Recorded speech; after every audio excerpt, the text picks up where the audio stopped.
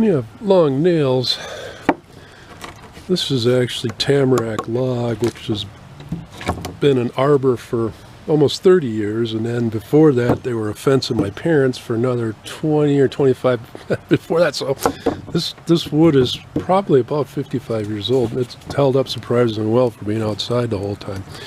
But I'm gonna drive that nail down, so now the head is sticking out. If you just use a hammer, you can't get very good leverage on that. So I'll do is put a 2x4 block or whatever you need to do to get the hammer up and you get more leverage on it. And oh, this does not want to come out. So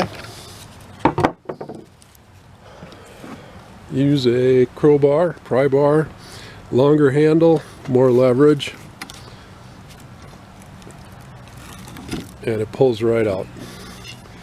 So just a tip that comes in really handy if you ever need to pull long nails. But be sure and check out my other videos. Please subscribe, like, share, and leave a comment below. Have a great day.